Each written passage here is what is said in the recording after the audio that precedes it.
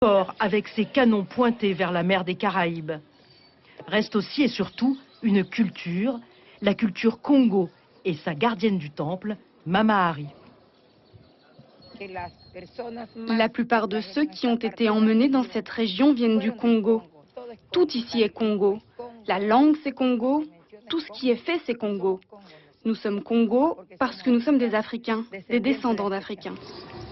Mama Hari est intarissable quand elle évoque les ancêtres et leurs souffrances pour bâtir ces immenses murs de corail.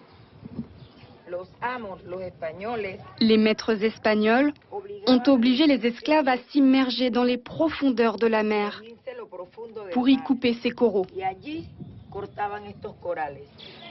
95% des habitants de Portobello sont d'origine africaine et la culture Congo fait partie intégrante de leur quotidien.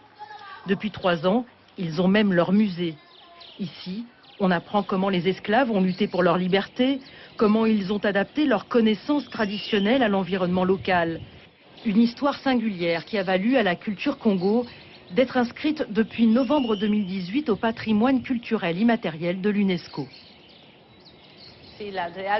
Toute la population est très fière de cette décision parce que c'est la reconnaissance d'une culture, c'est l'histoire de la lutte d'un peuple libéré de l'esclavage, devenu cimarron, qui se souvient de son histoire avec fierté. Nous espérons que davantage de visiteurs viendront, que beaucoup de gens s'intéresseront à l'histoire, à la culture et à la nature de Portobello.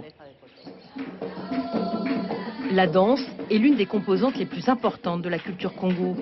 Une danse, mais aussi une forme d'expression pour dénoncer l'esclavage, évoquer les luttes pour la liberté ou encore parodier l'église ou la couronne espagnole. Notre costume symbolise la liberté, celle pour laquelle le noir a tant lutté.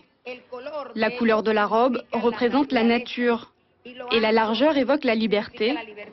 Et le tour que nous faisons lorsque nous dansons, c'est le tour qui devait nous mener à la liberté.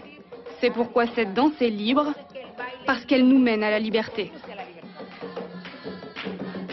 La culture Congo se transmet de génération en génération. Les jeunes perpétuent cet héritage des esclaves africains. Ils sont les garants de leur histoire, ici, à Portobello.